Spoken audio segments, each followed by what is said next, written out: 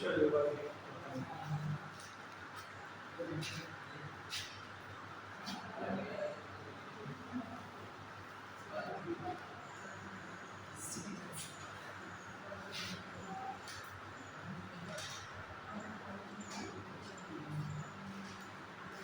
ठीक है, हम सेक्शन से पढ़ रहे थे नागरिकता, है ना। और इसमें हम लोग पढ़ रहे हैं सिटीजनशिप एक्ट को, नागरिकता अधिनियम 1955,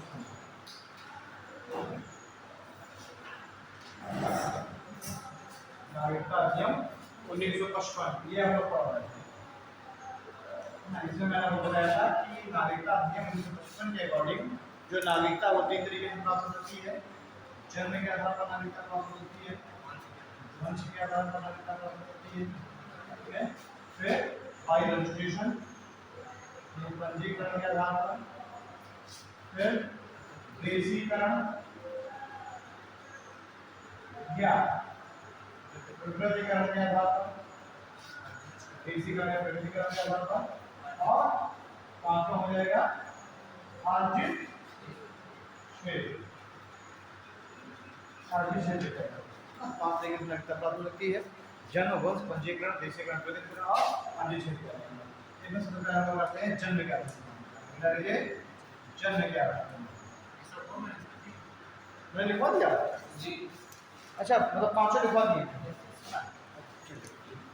तो यानी कि ये हो गया होगा। फिर मैंने आपने कहा था कि कुछ ऐसे प्रावधान हैं जिनके आधार पर नागरिकता को छीना जा सकता है। तो हेडिंग डाल लीजिए नागरिकता की समाप्ति। नागरिकता की समाप्ति,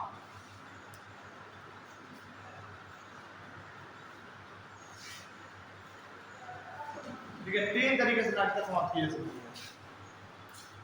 नागरिकता की समाप्ति, ये नागरिकता की जो समाप्ति है ये भी इसी नागरिकता अधिनियम 1955 में ही दिया गया है। नागरिकता की समाप्ति को पहला तो त्याग द्वारा, ठीक है। दूसरा निरस्तीकरण द्वारा, और तीसरा वंचना द्वारा। त्याग द्वारा, निरस्तीकरण द्वारा और तीसरा वंचना द्वारा, यानी वंचित कर दिया जाए। त्याग द्वारा, निरस्तीकरण द्वारा और वंचना द्वारा। त्याग को हम बोलते हैं इंग्लिश में बोलेंगे रेनुंसिएशन, है ना। और उसके बाद आपका निरस्तीकरण को हम बोलते हैं टर्मिनेशन, यानी टर्मिनेट कर देना, ठीक है। और फिर बचा वंचना द्वारा, ठीक है। तो वंचना को हम बोल देंगे डिप्रीवेशन। रेनुंसिएशन, टर्मिनेशन और डिप्रीवेशन, ठीक है। है डाल लीजिए त्याग द्वारा, पहले कॉपी डालते हैं त्याग द्वारा।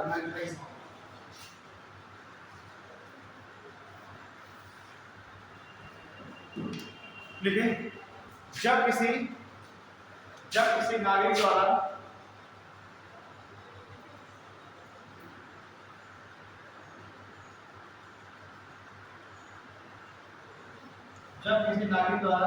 स्वतः ही अपनी नागरिकता त्याग कर, जब किसी नागरिक द्वारा स्वतः ही अपनी नागरिकता त्याग कर किसी अन्य देश की नागरिकता ग्रहण कर ली जाती है,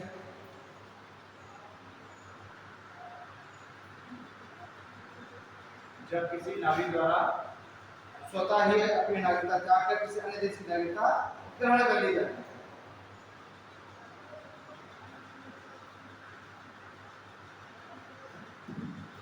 तो क्या है इसका मतलब, क्या हो गया कि उसने रेनुंसिएशन कर ली, त्याग दिया। उसने क्या किया, भारत की नागरिकता त्याग दी और त्याग करके किसी अन्य देश की नागरिकता ग्रहण कर ली। तो इस तरीके से भी उसकी नागरिकता खत्म हो गई, तो इसको हम बोलते हैं रेनुंसिएशन, त्याग। उसने खुद ही त्याग दिया।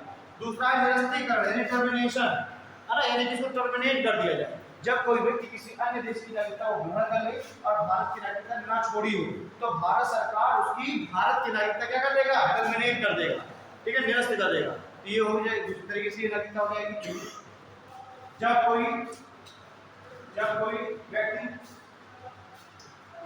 किसी अन्य देश की नागरिकता ग्रहण कर ले, जब कोई व्यक्ति किसी अन्य देश की नागरिकता ग्रहण कर ले, किसी अन्य देश की नागरिकता ग्रहण कर ले, वह भारत की नागरिकता न त्यागी हो, वह उसने भारत की नागरिकता न त्यागी हो, तो भारत की नागरिकता न त्यागी हो, तो भारत सरकार द्वारा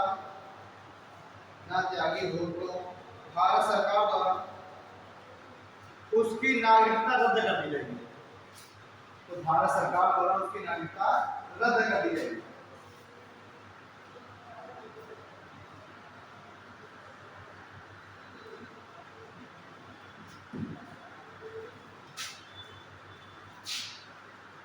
फिर आता है डिप्रीवेशन।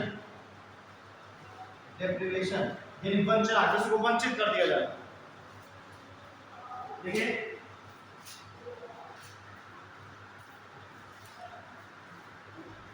वंचना, देखो इस प्रकार से नागरिकता सिर्फ, इस प्रकार से नागरिकता सिर्फ पंजीकरण था, इस प्रकार से नागरिकता सिर्फ पंजीकरण व देशीकरण द्वारा, पंजीकरण व देशीकरण द्वारा नागरिकता, इस प्रकार से नागरिकता सिर्फ देशीकरण तथा पंजीकरण द्वारा नागरिकता प्राप्त नागरिकों से ही छीनी जा सकती है। नागरिकता प्राप्त नागरिकों से ही छीनी जा सकती है।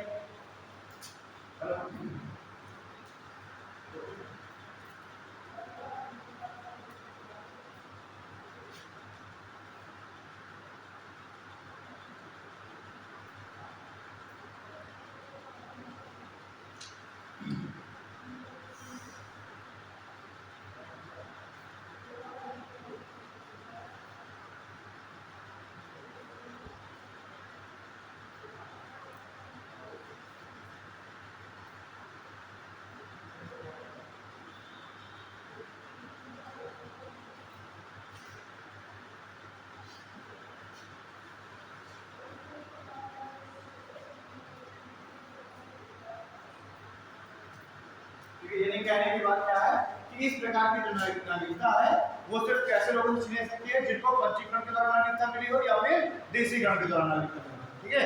बाकी इन तीन आधारों पर नागरिकता वालों को वंचित नहीं किया सकता है ना, ये वंचना के दौरान नागरिकता समाप्त नहीं की जा सकती केवल इन दो को, क्योंकि इन लोगों ने बाद में नागरिकता प्राप्त की है ना। इन्हें 7 साल के दौरान विवाह किया, विवाह करने के 7 साल बाद इन्होंने वो 14 साल वाली प्रक्रिया के बाद है ना, तो इस समय इन्होंने डॉक्यूमेंट दिया होगा, इन्होंने संविधान के प्रति आस्था की शपथ खाई होगी।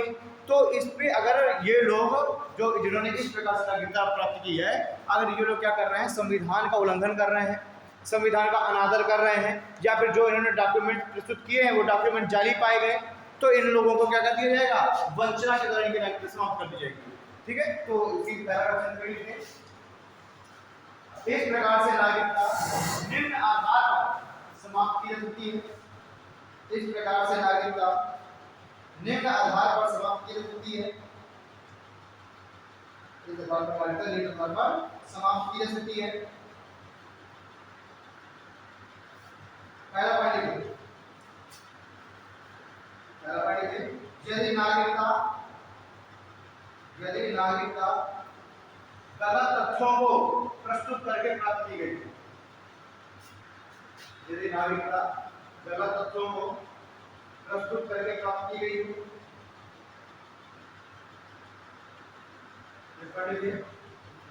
प्रस्तुत किए गए दस्तावेज नकली पाए गए,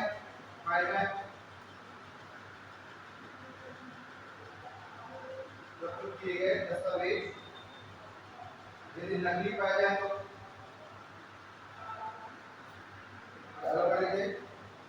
यदि ऐसा नागरिक संविधान के प्रति अनादर प्रकट करे, यदि ऐसा नागरिक संविधान के प्रति अनादर प्रकट करे तो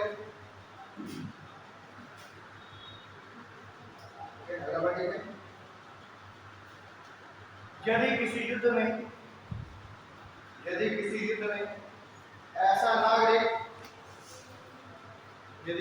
ऐसा नागरिक भारत के शत्रु देश का साथ देते, यदि किसी युद्ध में ऐसा नागरिक भारत के विरुद्ध शत्रु देश का साथ दे तो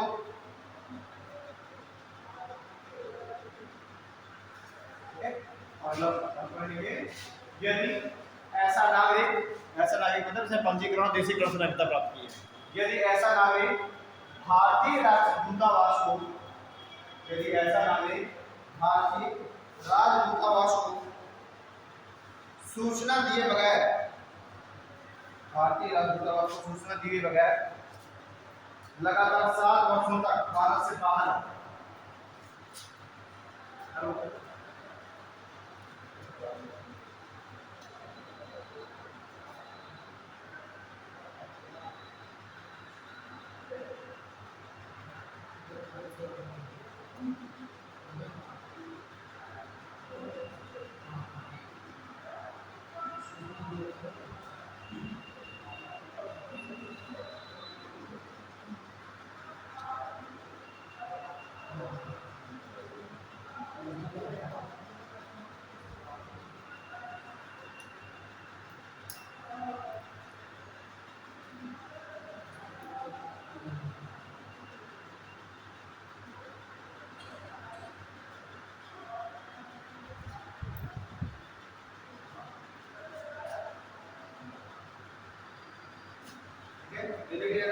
यदि लगातार 7 वर्षों तक भारतीय राजदूतावास को सूचना दिए बगैर अगर भारत के बाहर निवास करे तो इस तरीके से नागरिकता समाप्त।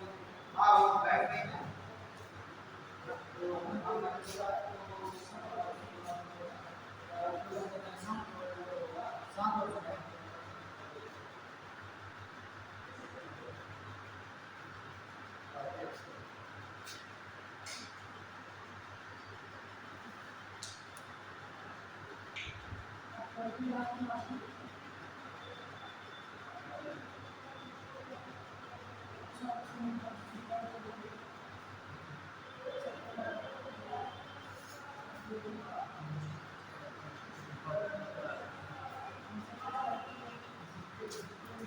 चलिए भाई आपका टॉपिक हो गया कंप्लीट।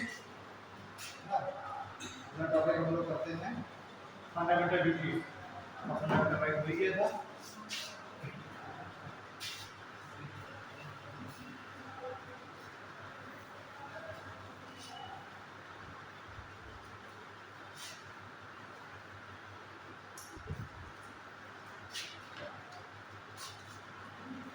मौलिक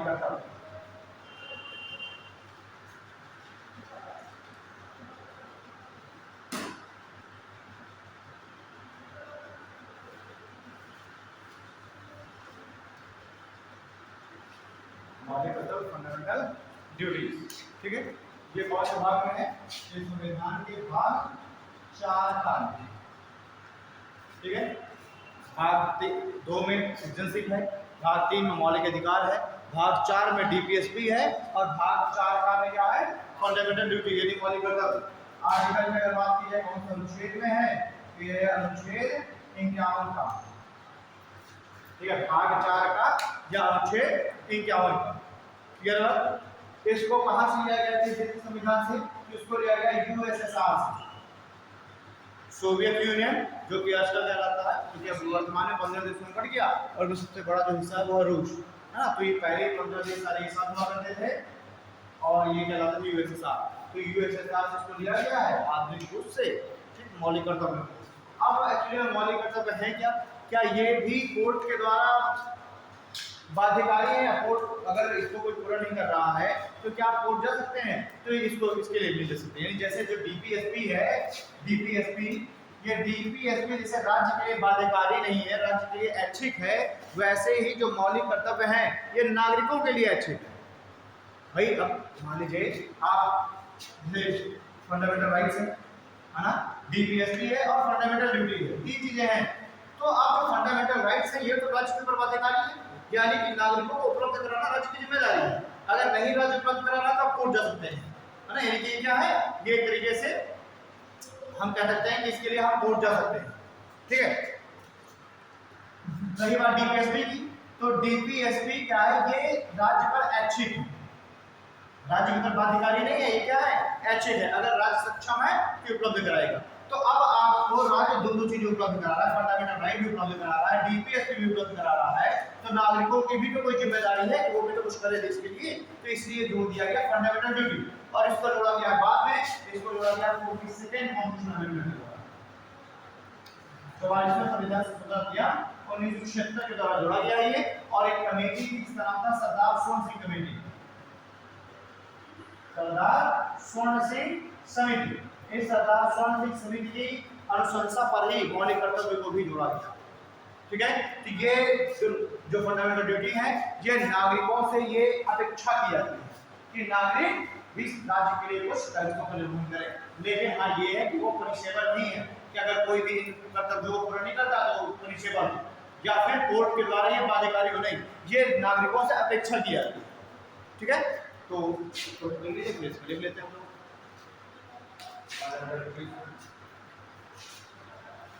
मौलिक कर्तव्य कुल कितने मौलिक कर्तव्य हैं? तो कुल 11 मौलिक कर्तव्य। ठीक है, पहला पॉइंट, ये संविधान में कुल 11 मौलिक कर्तव्यों का, संविधान में कुल 11 मौलिक कर्तव्यों का वर्णन किया गया है। संविधान में कुल 11 मौलिक कर्तव्य का वर्णन किया गया है।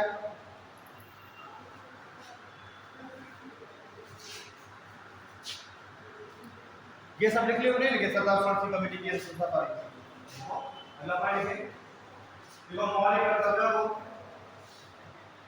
कर्तव्यों को 42वें संविधान संशोधन अधिनियम 1976 द्वारा, मौलिक कर्तव्यों को 42वें संविधान संशोधन अधिनियम 1976 द्वारा सरदार स्वर्ण सिंह सरदार स्वर्ण सिंह समिति की सिफारिश, सरदार स्वर्ण सिंह समिति की सिफारिश पर भाग 4 का के अंतर्गत जोड़ा गया, भाग 4 का के अंतर्गत जोड़ा गया है।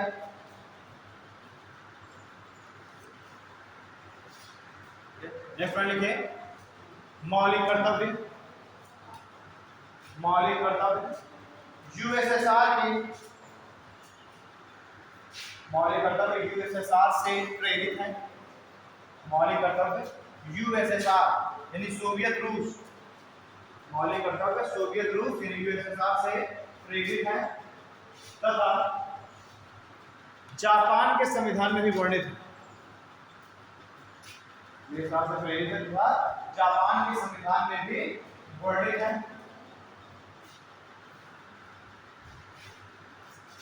जापान के संविधान में भी वर्णित है।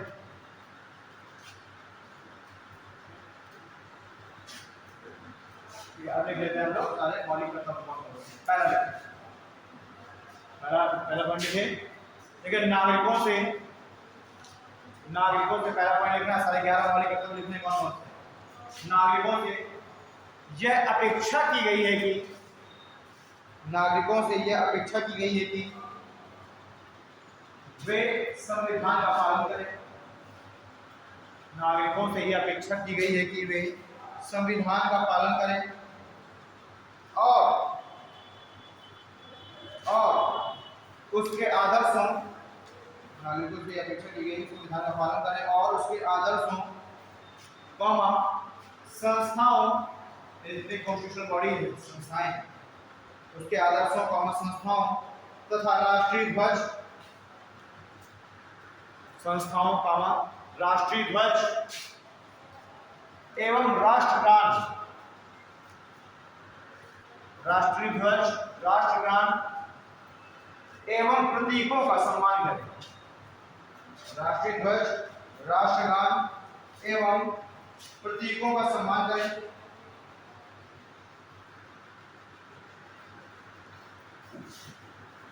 ठीक है, सेकंड पॉइंट लिखें, स्वतंत्रता के लिए, सेकंड पॉइंट, स्वतंत्रता के लिए हमारे राष्ट्रीय आंदोलन को,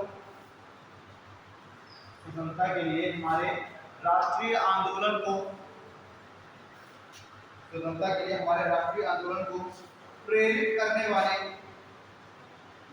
स्वतंत्रता के लिए हमारे राष्ट्रीय आंदोलन को प्रेरित करने वाले कुछ आदर्शों को,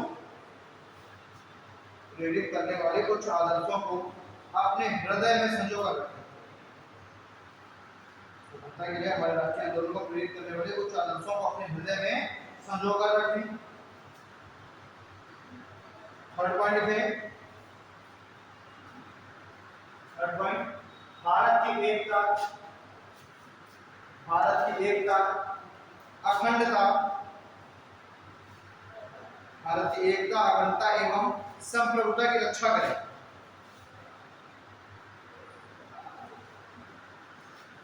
देश की एकता, अखंडता एवं संप्रभुता की रक्षा करें। नागरिकों से ही अपेक्षा की गई है ना, ये नागरिक ये सब काम करें। चौथा पॉइंट लिखिए, देश के प्रति, देश के प्रति रक्षा की भावना, देश के प्रति रक्षा की भावना और आवश्यकता पड़ने पर, और आवश्यकता पड़ने पर राष्ट्र की सेवा के लिए तत्पर रहे। देश के रक्षा की भावना एवं आवश्यकता पड़ने पर राष्ट्र सेवा के लिए तत्पर हैं।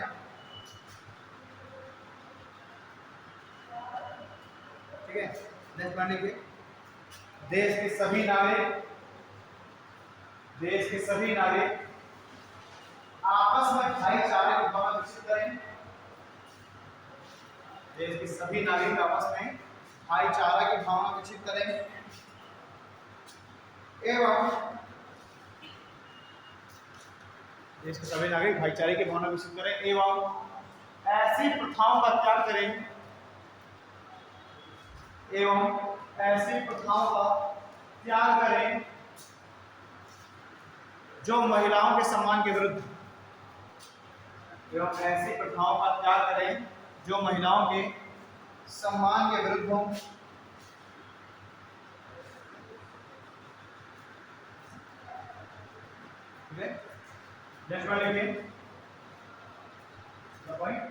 हमारी एकीकृत संस्कृति, हमारी एकीकृत संस्कृति तथा, हमारी एकीकृत संस्कृति तथा गौरवशाली, हमारी एकीकृत संस्कृति तथा गौरवशाली परंपरा का महत्व समझे, हमारी एकीकृत संस्कृति तथा गौरवशाली परंपरा का महत्व समझे।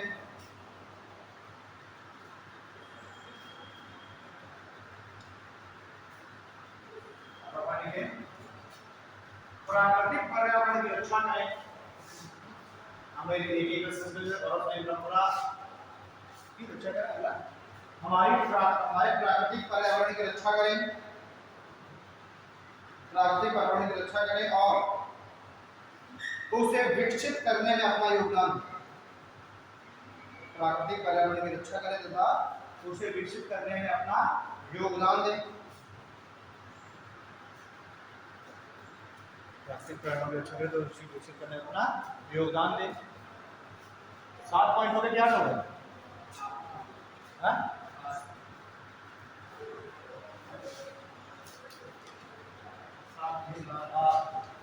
अब देखें, वैज्ञानिक दृष्टिकोण का विकास करें, वैज्ञानिक दृष्टिकोण का विकास करें तथा वैज्ञानिक दृष्टिकोण का विकास करें तथा मानवता की भावना विकसित करें, वैज्ञानिक दृष्टिकोण का विकास करें तथा मानवता की भावना विकसित करें, वैज्ञानिक दृष्टिकोण का विकास करें तथा मानवता की भावना विकसित करें।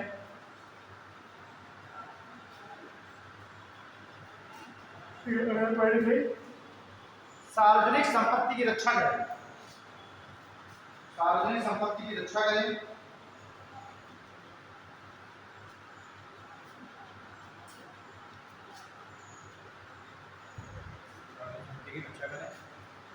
नेक्स्ट पॉइंट लिखिए, व्यक्तिगत तथा सामूहिक गतिविधियों के, व्यक्तिगत तथा सामूहिक गतिविधियों के सभी क्षेत्रों में, व्यक्तिगत तथा सामूहिक गतिविधियों के सभी क्षेत्रों में आगे बढ़ने का सतत प्रयास करें, व्यक्तिगत एवं सामूहिक गतिविधियों के सभी क्षेत्रों में आगे बढ़ने का सतत प्रयास करें जिससे जिससे व्यक्तिगत एवं राष्ट्र का विकास सुनिश्चित हो, जिससे व्यक्तिगत एवं राष्ट्र का विकास सुनिश्चित हो सके।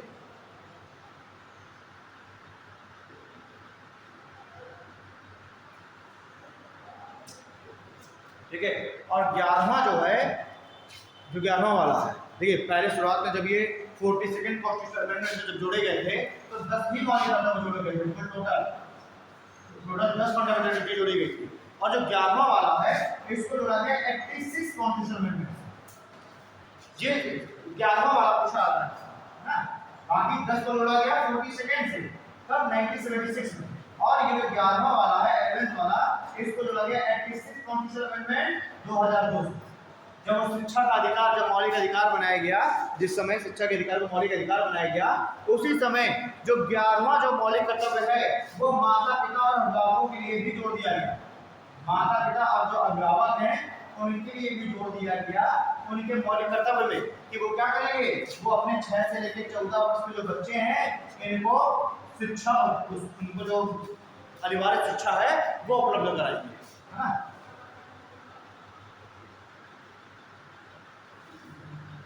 मतलब इसमें देखिए एक साथ 3 जगह संशोधन हो गए। एक तो डीपीएसपी में संशोधन हुआ क्योंकि पहले डीपीएसपी का सब्जेक्ट था, वहां से उठा करके इसको डाल दिया गया फंडामेंटल राइट, तो वहां पर संशोधन हुआ। और फंडामेंटल राइट में जब बदल गया तो वो राज्य के लिए बाध्यकारी हो गया कि अब राज्य प्रत्येक स्टूडेंट के लिए, प्रत्येक नागरिक के लिए ये अधिकार उपलब्ध कराएगा, यानी 6 से 14 वर्ष के जो बच्चे हैं उनको मुफ्त और अनिवार्य शिक्षा उपलब्ध कराएगा। और उसके लिए चाहे वो मुफ्त किताबें हो, मुफ्त चाहे कपड़े हो, चाहे भोजन हो, सब कुछ उपलब्ध कराएगा, चाहे गांव में प्राइमरी स्कूल हो, ठीक। लेकिन साथ ही साथ जो गार्जियन है, माता पिता हैं, उनके लिए 11वां मौलिक कर्तव्य भी जोड़ दिया गया कि माता पिता का भी ये मौलिक कर्तव्य है, फंडामेंटल ड्यूटी है कि अपने 6 से लेकर 14 वर्ष के बच्चों को अनिवार्य शिक्षा उपलब्ध कराए, ठीक है। पता चले वो ना रोक दे बच्चों को कि स्कूल नहीं हमको भेजना, तो ये माता पिता की भी ड्यूटी है, ठीक है। अगला 11वां लिखिए, ठीक है।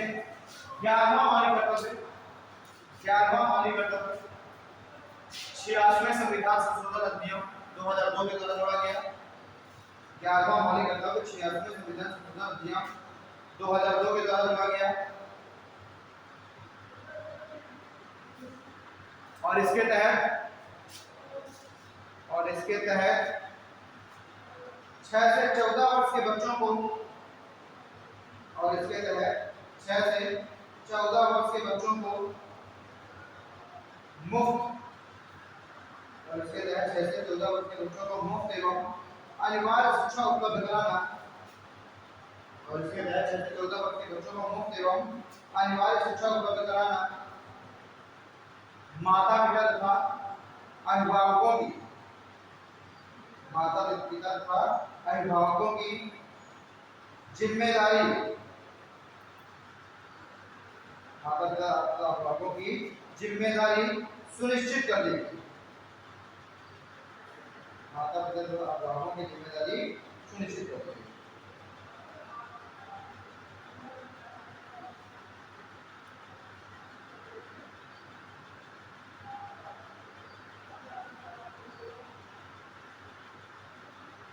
ठीक है, टॉपिक कंप्लीट हो गई।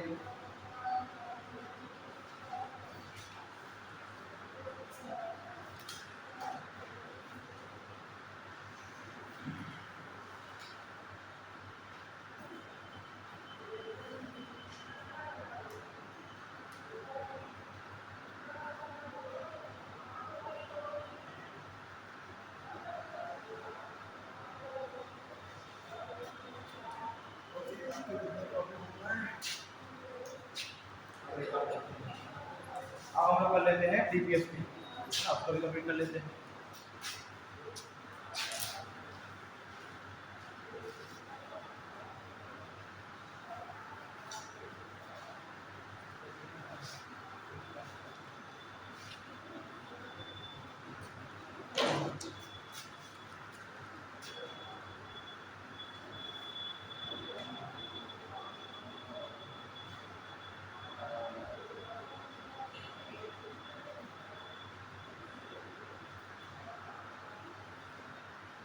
राज्य के नीति निदेशक तक, directive principle of state policy, ये किस भाग में है, इस संविधान के भाग 4, ठीक है। और अनुच्छेद की अगर बात कर ली जाए तो आर्टिकल 36 से लेकर के आर्टिकल 51 तक, आर्टिकल 36 से लेकर के आर्टिकल 51 तक में डीपीएसपी लिया कहां से गया है, इसको लिया गया है।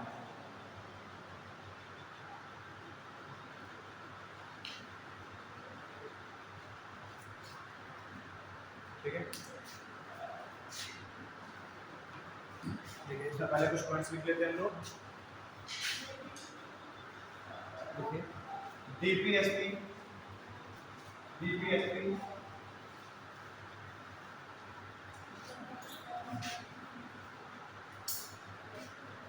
डीपीएसपी को हम भविष्य के मौलिक अधिकार भी कह सकते हैं। डीपीएसपी को हम भविष्य के मौलिक अधिकार भी कह सकते हैं। डीपीएसपी को हम भविष्य के मौलिक अधिकार भी कह सकते हैं तथा ये राज्य के लिए दिशा निर्देशन का कार्य करते हैं। तथा ये राज्य के लिए दिशा निर्देशन का कार्य करते हैं। नेक्स्ट पॉइंट लिखिए, यह वाद योग्य नहीं है, यह वाद योग्य नहीं है तथा यह वाद योग्य नहीं है तथा राज्य की इच्छा पर निर्भर करते हैं। यह वाद योग्य नहीं है तथा राज्य की इच्छा पर निर्भर करते हैं।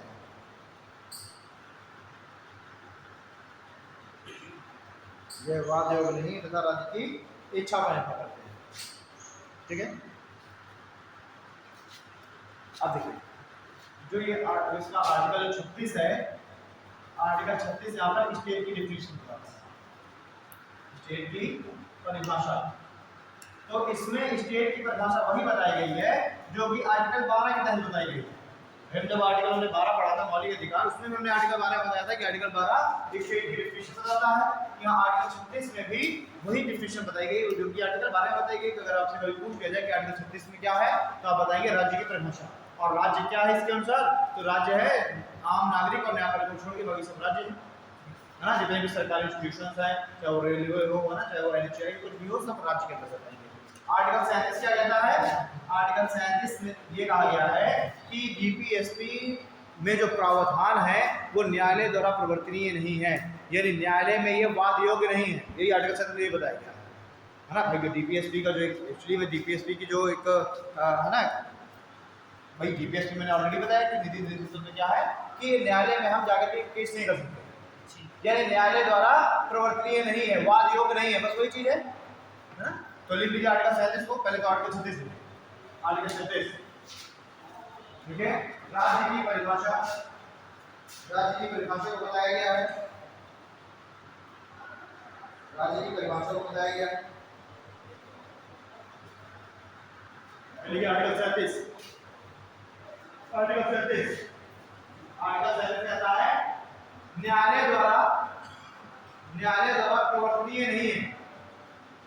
आर्टिकल 37 न्यायालय द्वारा प्रवर्तनीय नहीं है, न्यायालय द्वारा प्रवर्तनीय का मतलब है कि न्यायालय द्वारा लागू नहीं कराया जाता। ठीक है, लेकिन आर्टिकल 38, आर्टिकल 38 ठीक है, सामाजिक आर्थिक एवं राजनीतिक न्याय। आर्टिकल 38 सामाजिक आर्थिक एवं राजनीतिक न्याय उपलब्ध कराने का काम, सामाजिक आर्थिक एवं राजनीतिक न्याय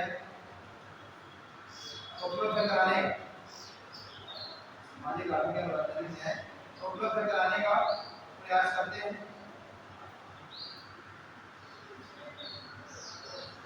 ठीक है, और समाज में असमानता समाप्त करने का प्रयास करते हैं, और समाज में असमानता समाप्त करने का प्रयास करते हैं।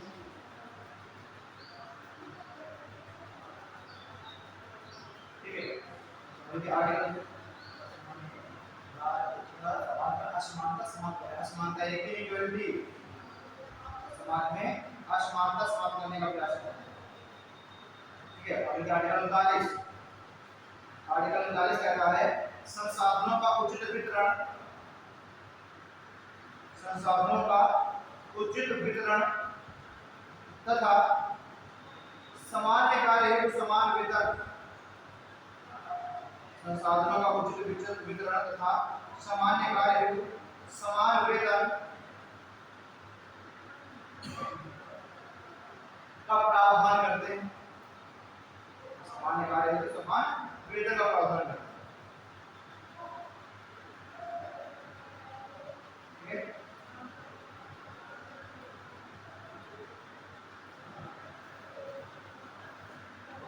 तो जो आर्टिकल 39 है वो एक तो बात कर रहा है कि भाई समान चाहे महिला हो या पुरुष हो सामान्य कार्य के लिए समान वेतन। दूसरा ये कहता है कि प्रत्येक नागरिक को आजीविका का अवसर उपलब्ध होना चाहिए। आजीविका के लिए प्रत्येक को जीवन यापन के लिए अवसर उपलब्ध होने काम की राइट टू जॉब से कह सकते हैं। राइट टू जॉब की जो मनरेगा वगैरह है वो इसी से गवर्नमेंट दे रहा है टू जॉब। ठीक है, तो समान कार्य के लिए समान वेतन। दूसरा संसाधनों का विकेंद्रीकरण, यानी कि संसाधन के लिए एक कुछ लोगों के हाथों में केंद्रित ना करके जो संसाधन है उनका क्या होना चाहिए, डिसेंट्रलाइजेशन होना चाहिए। यानी कि जो उत्पादन के अवसर है, ये जो संसाधन है उन पर सभी नागरिकों का बराबर अधिकार। ठीक है, ये कहा गया है कुछ ही लोगों के हाथों में ये सारा कुछ केंद्रित नहीं होना चाहिए कि सारा पैसा कुछ लोगों के हाथों में केंद्रित है ना, कुछ ही लोग केवल इंडस्ट्री जा सकते हैं बस, ऐसा नहीं। ये क्या है, इक्वालिटी एक समाज बना है। आर्टिकल 39 ए अपने आप में अलग आर्टिकल है। आर्टिकल 39 ए 39 ए ठीक है, आर्टिकल 39 ए न्याय का अवसर, न्याय का समान अवसर उपलब्ध होगा। न्याय का समान अवसर उपलब्ध होगा।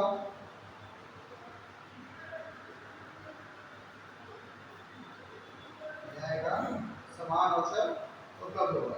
यानी हम ये कह सकते हैं कि प्रत्येक व्यक्ति अगर वो उसने कोई क्राइम किया तो वो क्या करता है, उसके लिए न्याय पाने के समान अवसर होंगे। अगर वो व्यक्ति सक्षम नहीं है अपना एडवोकेट हायर करने के लिए तो उसको सरकार की तरफ से सरकारी वकील मिलेगा। ठीक है, जैसे हम कह सकते हैं राइट टू जस्टिस, न्याय का अधिकार, या ब्रैकेट में लिख लीजिए राइट टू जस्टिस, न्याय का अधिकार। और वहीं पर लिख लीजिएगा 42nd constitutional amendment, 42nd constitutional amendment 1976 के द्वारा जोड़ा गया है। आर्टिकल 39 के राइट टू जस्टिस, न्याय का अधिकार, 42nd कॉन्स्टिट्यूशनल अमेंडमेंट 1976 के द्वारा जोड़ा गया। निःशुल्क, इसी को हम क्या कह सकते हैं, निःशुल्क विधिक सहायता, निःशुल्क विधिक सहायता। तो प्रत्येक व्यक्ति को यह अधिकार है कि वो निःशुल्क विधिक सहायता प्राप्त करे। अब अगला लिखे आर्टिकल 40, आर्टिकल 40 पंचायत। जो पंचायतें हैं वो किसमें लिखा हुआ है, वो लिखा हुआ आर्टिकल 40 में। ठीक है, तो जिस समय हमारा संविधान बनता था तो हमारे संविधान सभा के दो मुख्य सदस्य हैं, एक तो बी.आर. अम्बेडकर और दूसरा जिनको पूरी संविधान सभा बहुत मानती थी, महात्मा गांधी। इन दोनों के बीच में पंचायतों के गठन को लेकर के डिस्प्यूट हो गया।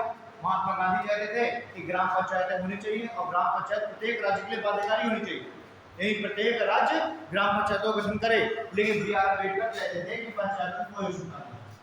ठीक, महात्मा गांधी कहते थे कि डेवलपमेंट नीचे से ऊपर के स्तर पर जाए, यानी कि पैसा जो है फंड सीधे पंचायतों को मिल जाए, पंचायतें ही अपने जरूरतों के हिसाब से पैसा खर्च कर ले। लेकिन बी.आर. अम्बेडकर चाह रहे थे कि पैसा ऊपर से आए, ऊपर स्तर से, यानी कि पहले केंद्र राज्य को दे, राज्य डिस्ट्रिक्ट को दे, डिस्ट्रिक्ट पंचायतों को दे। ठीक है, तो ये दोनों के बीच में डिस्प्यूट हो गया पंचायत गठन को लेकर। तब यहाँ पर भी बचाव किया राजेंद्र प्रसाद। ठीक है, तो राजेंद्र प्रसाद ने कहा, दोनों की बातों का समर्थन किया, कहा कि हाँ ठीक है पंचायतों का गठन होना चाहिए, लेकिन अभी ठीक है हम कुछ समय के लिए, क्योंकि राज्य जब तक सक्षम ना हो तब तक अगर राज्य चाहे तो पंचायतों का गठन ना भी करे। तो इसलिए राजेंद्र प्रसाद ने सुझाव दिया कि पंचायतों को हम रख देते हैं DPSP, directive principle of state policy. और मैंने बताया कि भविष्य के ही क्या है, मौलिक अधिकार, फंडामेंटल राइट। यानी अभी जब तक राज्य सक्षम नहीं है पंचायतों का गठन करने के लिए तब तक तो राज्य बाध्य नहीं है कि वो पंचायतों का गठन करे, लेकिन जैसे जैसे राज्य सक्षम होगी तो राज्य पंचायतों का गठन करेगी। ठीक है, तो राजेंद्र प्रसाद के सुझाव पर आर्टिकल 40 कर दिया गया पंचायतों। देख लीजिए आर्टिकल 40 पंचायतों का गठन। ठीक है,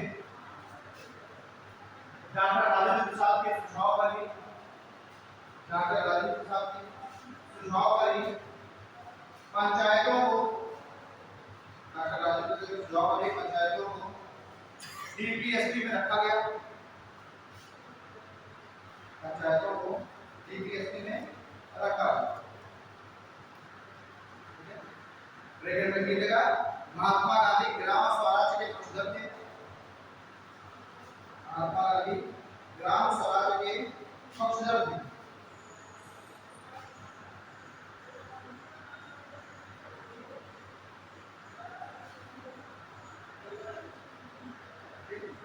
अगर इसे आर्टिकल 41, आर्टिकल 41 में ये कार्य शिक्षा, कार्य शिक्षा एवं लोक सहायता हेतु, कार्य शिक्षा एवं लोक सहायता हेतु राज्य नियम बना सकता है, कार्य शिक्षा तथा लोक सहायता हेतु राज्य नियम बना सकता है।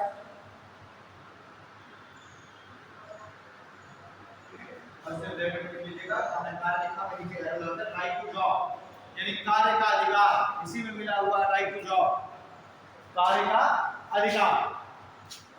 ठीक है, राइट टू जॉब को इसे एक और मिलेगी कार्य के अधिकार को। अब इसमें क्या कह रहा है, पब्लिक असिस्टेंस यानी कि लोक सहायता,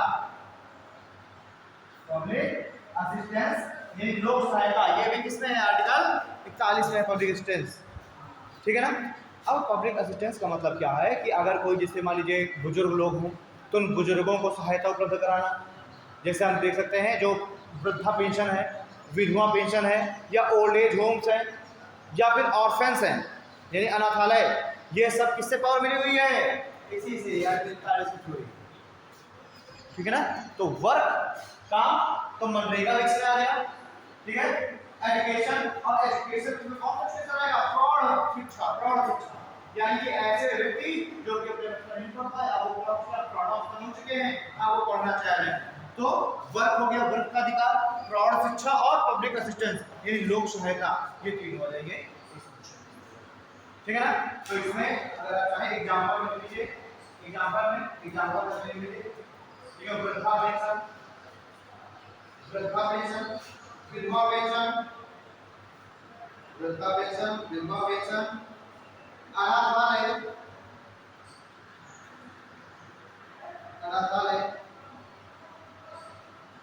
एवं old age home, old age home में क्या बोलेंगे, वृद्धाश्रम, ओल्ड एज होम आदि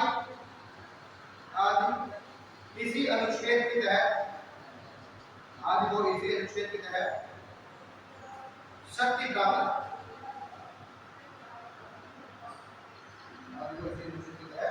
शक्ति प्राप्त। ठीक है, और आर्टिकल 42, आर्टिकल 42 राज्य कार्य की न्याय संगत दशाएं, राज्य कार्य की न्याय संगत दशाएं उपलब्ध कराएगा, राज्य कार्य की न्याय संगत दशाएं उपलब्ध कराएगा, राज्य कार्य की न्याय संगत दशाएं उपलब्ध कराएगा। ठीक है, इसके तहत राज्य मातृत्व अवकाश यानी मैटरनिटी लीव, इसके तहत राज्य मातृत्व अवकाश, मैटरनिटी लीव नहीं मिलता तो प्रेग्नेंट महिलाएं को 6 महीने की लीव मिला करती है ना, और उसमें वो वेतन के सहित लीव होती है, सिर्फ 6 महीने का अवकाश मिलेगा तो वेतन नहीं मिलेगा, वेतन मिलेगा और 6 महीने की मैटरनिटी लीव मिलती है, मातृत्व अवकाश। ठीक है, यानी कि 3 महीने पहले से लेकर के बच्चे होने के 3 महीने बाद 6 महीने का अवकाश मिलता है मैटरनिटी लीव। तो राज्य क्या कर रहा है, कार्य की न्याय संगत दशा उपलब्ध करा रहा है। मान लीजिए कि कोई महिला है और प्रेग्नेंट है, अब वो क्या अब उसका वर्क जो है फील्ड वर्क है, बड़ा मेहनत का काम है। तो अब अगर नेट का बैच थोड़ा ही सरकार कहेगी अगर आपको करना तो यही काम करो वरना रिटायरमेंट ले लो, सर ऐसा नहीं है। क्यों? न्याय तंत्र दशाएं उपलब्ध कराता है। ये राज्य की जिम्मेदारी है कि अगर ऐसे कोई पेमेंट करना है तो उसको सिर्फ ऑफिस में काम भी करना है, ठीक है बैठ करके तुम जो है काम, क्योंकि अब आप उतना हार्ड वर्क नहीं कर सकते, है ना। तो ये है न्याय तंत्र दशाएं और ये उपलब्ध कराना किसकी जिम्मेदारी है? ठीक। और ये किसको प्रदान करना है? ये आर्टिकल 21 को प्रदान करना है। आर्टिकल 21 में मैंने आपको बताया था प्राण का, तो ये उसी को प्रदान करता है आर्टिकल 21, ठीक है। तो ये मातृत्व अवकाश राज्य की जिम्मेदारी है कि वो मातृत्व अवकाश उपलब्ध कराए। आगे देखिए आर्टिकल 43, आर्टिकल 43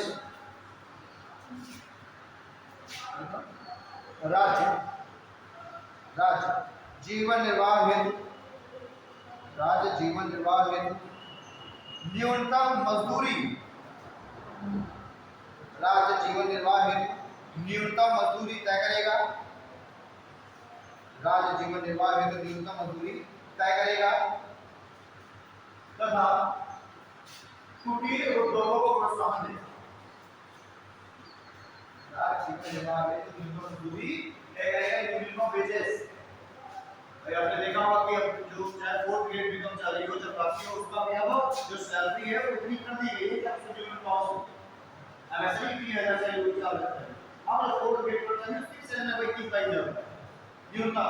तो जीवन निर्वाह है तो न्यूनतम मजदूरी तय करना ये भी राज्य की जिम्मेदारी है, जितने लोग व्यक्ति अपना जीवन निर्वाह कर सकते हैं ना।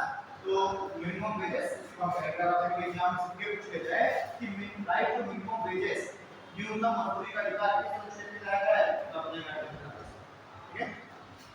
देखिए आर्टिकल 44, आर्टिकल 44 समान नागरिक संहिता यूनिफॉर्म सिविल कोड, आर्टिकल 44 समान नागरिक संहिता यूनिफॉर्म सिविल कोड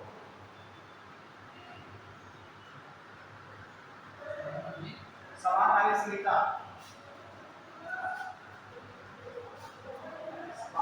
संहिता यूनिफॉर्म सिविल कोड यानी कि प्रत्येक व्यक्ति को कानून के एक ही कानून से ट्रीट किया जाए। अभी क्या है हम देख रहे हैं कि क्रिमिनल मामलों में तो समान नागरिक संहिता है यानी सभी आईपीसी और सीआरपीसी के तहत सबके ऊपर केस चलाया जाता है। लेकिन जो सिविल मामले हैं है ना, उन सिविल मामलों में जैसे कि विवाह हो गया, तलाक हो गया, उत्तराधिकार हो गया, डोज हो गया, संपत्ति का बंटवारा हो गया, है ना, इन सब में समान नागरिक संहिता नहीं चलती। सब में हिंदुओं के लिए हिंदू लॉ चलता है, मुस्लिमों के लिए मुस्लिम लॉ चलता है, ठीक है। विवाह है, तलाक है, सब मुस्लिम लॉ हिंदू लॉ के अनुसार, गोद लेना है, उत्तराधिकार है, सब। तो अब ये है कि जो आर्टिकल 45 है वो बात करता है यूनिफॉर्म सिविल कोड की। अभी आपने सुना होगा 2019 में सीएए का मुद्दा बड़ा उसमें चल रहा, सीएए भी चल रहा था, है ना। अभी कुछ समय पहले सरकार 2020 में लेकर के यूनिफॉर्म सिविल कोड वो बड़ा अचानक से उठ गया मुद्दा कि यूनिफॉर्म सिविल कोड लाया जा रहा है। तो खैर ये लाया जाएगा, पर अभी फिलहाल में ये एक बिल के रूप में संसद में प्रस्तुत है, हाँ। जैसे ये पास हो जाएगा फिर इसको एक्ट बना दिया जाएगा तो यूनिफॉर्म सिविल कोड हो जाएगी। फिर जैसे कि अभी हम देखते हैं कि हिंदू है वो एक ही विवाह कर सकते हैं, अगर दूसरे विवाह करना है तो पहले विवाह से उन्हें तलाक लेना पड़ेगा। लेकिन मुस्लिमों के लिए अगर हम देखें मुस्लिम लॉ में 4 विवाह का परमिशन है, ठीक है, 4 विवाह कर सकते हैं। फिर तलाक के इसमें नियम बिल्कुल अलग है, वहाँ तलाक के नियम अलग है। उसी मुस्लिम लॉ में ही 3 तलाक है, तलाक बशर था, तलाक सब्र था और तलाक है ना, तलाक बशर था, तलाक सब्र था। तो उनमें से एक अभी जो तलाक बशर है उसको समाप्त किया गया है, ट्रिपल तलाक सिस्टम है। तो ये एक्चुअली में ये क्या था, मुस्लिम कोर्ट का आंसर था, लेकिन सुप्रीम कोर्ट ने कहा कि अगर कोई भी धर्म कुरीतियों को जन्म देता तो हम उसको समाप्त करेंगे। तो ये ट्रिपल तलाक देखा जाए तो मुस्लिम लॉ ऐसा था कि तलाक का और मुस्लिम यूनिफॉर्म सिविल है, लेकिन चूंकि वो कुरीतियों को जन्म दे रहा है, ट्रिपल तलाक एक कुरीति को जन्म दे रहा है, इससे सुप्रीम कोर्ट ने कहा ऐसा, ठीक है। तो आर्टिकल 45 हो गया समान नागरिक संहिता। तो पहले भी आर्टिकल 46 ध्यान देना, अच्छा तो आर्टिकल 45 आर्टिकल 44 हो गया। अब इसमें जो है ये ध्यान देना कि क्रिमिनल लॉ में है समान नागरिक संहिता। क्रिमिनल लॉ में ऐसा नहीं कि मुस्लिम्स के लिए अलग केस चलेगा, हिंदुओं के लिए अलग नहीं, जो सिविल मामले हैं उनमें केवल केस अलग अलग चलेगा, ठीक। हिंदू लॉ के अनुसार ट्रीट किए जाएंगे और मुस्लिम लॉ के अनुसार, ठीक है। अगले के आर्टिकल 45 अब देखिए आर्टिकल 45 में भी संशोधन हुआ। पहले क्या था आर्टिकल 45 में? आर्टिकल 45 में ही लिखा हुआ था कि राज्य 6 से लेकर 14 वर्ष के जो बच्चे हैं उनके लिए शिक्षा का अवसर उपलब्ध कराएगा। आर्टिकल 45 में क्या था कि 6 से 14 वर्ष के बच्चों के लिए राज्य शिक्षा का अवसर उपलब्ध कराएगा। लेकिन ये राज्य के ऊपर बाध्यकारी बनेगा ना, राज्य की इच्छा पर निर्भर करता, राज्य जब सक्षम होगा, कैपेबल होगा, कैपेबिलिटी उस पर निर्भर होगा। लेकिन इसको क्या किया हमने 86 कॉन्स्टिट्यूशन अमेंडमेंट से, 86 कॉन्स्टिट्यूशन अमेंडमेंट से इस चीज को हमने बना दिया फंडामेंटल राइट। यानी अब ये राज्य की इच्छा पर निर्भर है, अब राज्य पर बाध्यकारी है। तो अब यहाँ पर क्या कर दिया गया? तो यहाँ पर अमेंडमेंट कर दिया गया कि अब राज्य जो है वो 6 वर्ष से कम के बच्चों के लिए, 6 वर्ष से कम के बच्चों के लिए जो एक तरीके से हम कह सकते हैं नर्सरी जो स्कूल्स हैं, है ना, नहीं 6 साल के बच्चों के लिए जो एलकेजी यूकेजी वाला जो होता है वो उसके अवसर उपलब्ध कराएगा। टीकाकरण का अवसर, टीकाकरण इंद्रधनुष योजना चलती है ना, बच्चों को मुफ्त में टीका लगा करता है, वो आंगनबाड़ी जैसा हो गया, है ना, आशा हो गया, आपने देखा होगा। ये सारी चीजें किसमें आ गई? आर्टिकल 45 में। यानी कि अब राज्य क्या करेगा? राज्य 6 वर्ष से कम के बच्चों के लिए शिक्षा, नर्सरी लेवल पर शिक्षा, उनको जो है पोषण आहार, टीकाकरण, ये सब उपलब्ध कराएगा। तो हम देखते हैं कि आंगनबाड़ी जो है काम करती है।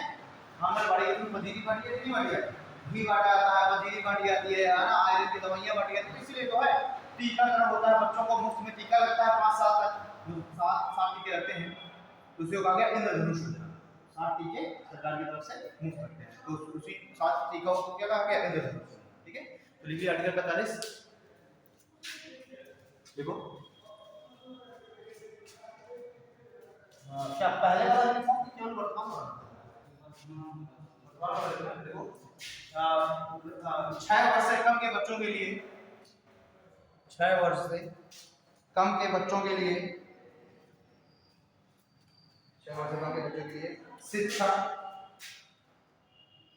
6 वर्ष से कम के बच्चों के लिए शिक्षा, पोषण, शिक्षा पोषण आदि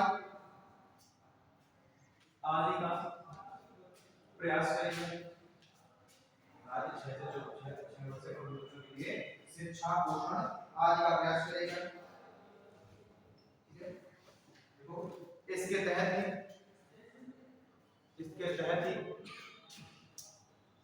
आंगनवाड़ी,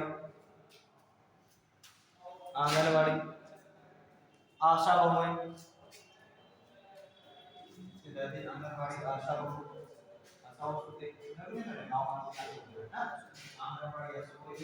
टीकाकरण योजना क्रियान्वित चलाई जा रही है।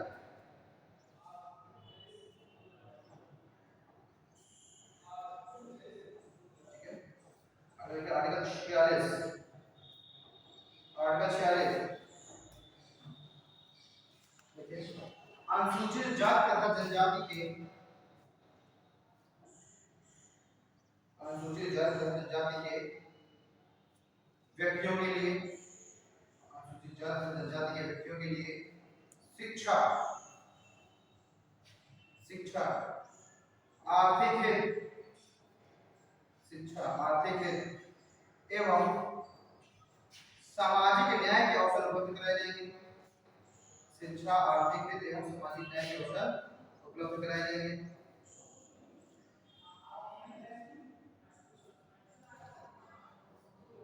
शिक्षा, आर्थिक हित एवं सामाजिक न्याय के अवसर उपलब्ध कराए जाएंगे। देखिए आर्टिकल 47,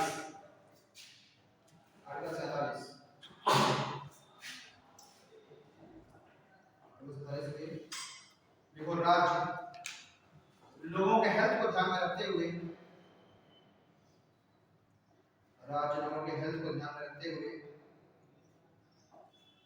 तथा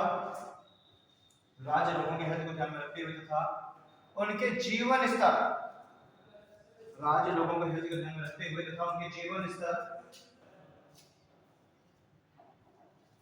को सुधारने हेतु, तो उनके जीवन स्तर को सुधारने हेतु मादक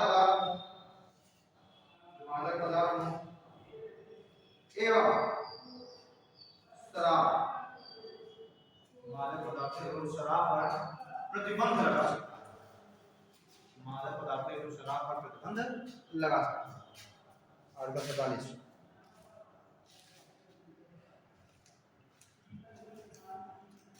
ठीक है, अगले आर्टिकल 48। आर्टिकल 48 राज्य गो हत्या एवं गोवंश की हत्या पर प्रतिबंध लगा सकता है। राज्य गो हत्या एवं गोवंश तथा दुधारू पशु, राज्य गो हत्या गोवंश की हत्या एवं दुधारू पशुओं की हत्या पर रोक लगा सकता है। हत्या पर रोक लगा सकता है। ठीक है, हो गया। देखिए आर्टिकल 50 राज्य राष्ट्रीय स्मारकों की देखरेख, राज्य राष्ट्रीय स्मारकों की देखरेख एवं मरम्मत, राज्य राष्ट्रीय स्मारकों की देखरेख एवं मरम्मत हेतु नीतियां बना सकता है। राज्य राष्ट्रीय स्मारकों की देखरेख एवं मरम्मत तथा सुरक्षा हेतु नीतियां बना सकता है। राज्य राष्ट्रीय स्मारकों की देखरेख मरम्मत और सुरक्षा हेतु नीतियां बना सकता है। की जिम्मेदारी है। जो राष्ट्रीय स्मारक है, ताजमहल वगैरह, आजाद किला वगैरह, ये सब क्या होगा, राज्य अपने अधीन कर लेगा। तो हम कह सकते हैं जो ASI है, आर्कियोलॉजिकल सर्वे ऑफ इंडिया, इसका गठन किया गया। आर्कियोलॉजिकल सर्वे ऑफ इंडिया का जो ASI है, यही इस तरह के जो स्मारक हैं उनका जो है सुरक्षा करती है, उनके मेंटेनेंस काम करती है। ठीक है, आर्टिकल 50 हो गया। नेक्स्ट लिखिए आर्टिकल 50। देखो, कार्यपालिका तथा न्यायपालिका में कार्यपालिका तथा न्यायपालिका का पृथक्करण होगा। कार्यपालिका तथा न्यायपालिका का पृथक्करण होगा।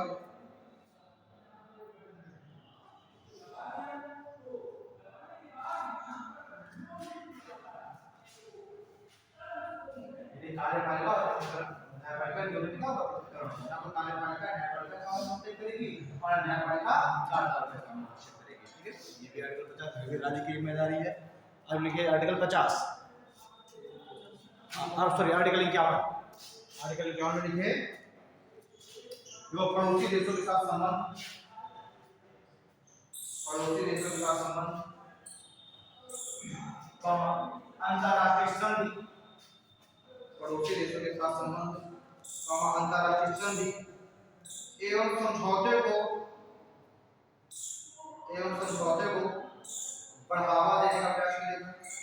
पड़ोसी देशों के साथ संबंध, अंतरराष्ट्रीय संधि के समझौते को बढ़ावा देने का प्रयास करेगा।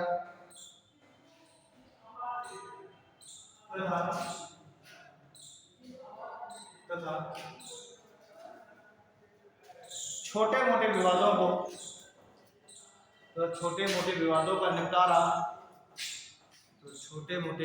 निपटारा आपसी सहमति से, छोटे मोटे विवादों का निपटारा आपसी सहमति से करने का प्रयास करें।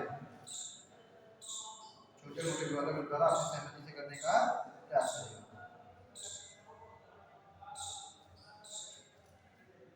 ठीक है, ये आपके हो गए GPSP, ठीक है।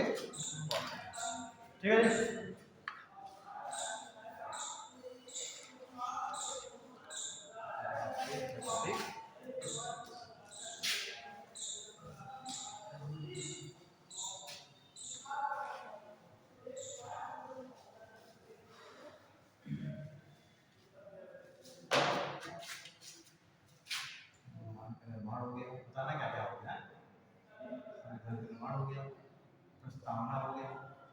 ठीक है, उसके बाद आपका नागरिकता हो गया, जैसे नागरिकता के बाद फंडामेंटल राइट्स हो गया, DPSP हो गया, ठीक, फंडामेंटल ड्यूटी हो गया, फिर आपका पार्लियामेंट हो गया, ना, मकसद हो गया इमरजेंसी, हम बात हो गया इमरजेंसी। और कुछ बस ना।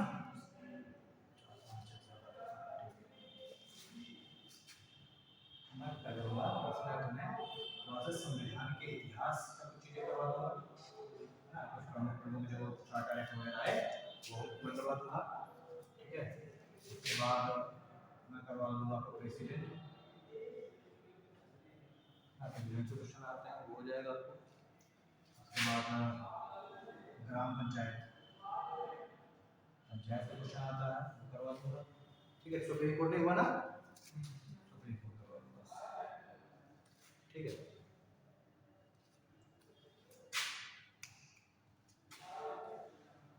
कुछ प्रमुख अमेंडमेंट, कुछ प्रमुख संविधान संशोधन ये कराने से कैसे क्वेश्चन आया था, अमेंडमेंट बनाएंगे। और कॉन्स्टिट्यूशनल बॉडी संवैधानिक निकाय, इनसे क्वेश्चन आता है, संवैधानिक निकायों से, है ना। जितने भी संवैधानिक निकाय हैं, चाहे वो इलेक्शन कमीशन हो, है ना, चाहे वो आपका यूपीएससी हो, तो ये सब क्वेश्चन आते हैं, ठीक है। क्या पूछता है तो इतने टॉपिक पूछे और कराने हैं तो आप एक दिन को समय निकाल के, मौका निकाल के इतने टॉपिक पढ़ाई कराए जाएंगे। या राज्य नहीं कराना है, काउंसिल ऑफ मिनिस्ट्री भी देख लेंगे, छोटा टॉपिक है काउंसिल ऑफ मिनिस्ट्री, जगह इसको देखेंगे, इसी तरह काउंसिल ऑफ मिनिस्ट्री हो जाएगी। संसद के वैसे तो हमें कार्रवाइयाँ भी देखनी चाहिए, खैर पहले इतना टॉपिक करते हैं, ये ज़्यादा इंपॉर्टेंट है। हाँ, फिर उसके बाद देखेंगे अगर बीच में मौका मिलेगा, कभी से क्लासेस खाली मिलेगी तो उसमें फिर जो भी और इम्पोर्टेंट टॉपिक है वो कवर कराते हुए चलेंगे, ठीक है। पहले इतने हो जाए तो आपके बेसिक टॉपिक आपको कंप्लीट हो जाएंगे, इंपॉर्टेंट टॉपिक है। बाकी 9 पंचायत 10 नहीं करना, 11 नहीं करना, 12 नहीं करना, 13 नहीं करना, 14 करना होगा, 15 करना होगा, ठीक है। 16 नहीं करना, 17 भी नहीं करना, 18 तो कर ही लिया है, 19 नहीं करना, 20 कर लिए, आगे के 22 नहीं करना, ठीक है। चलो इतना कर लेंगे, आपका काम हो जाएगा, ठीक। चलिए मिलते हैं अगली क्लास में।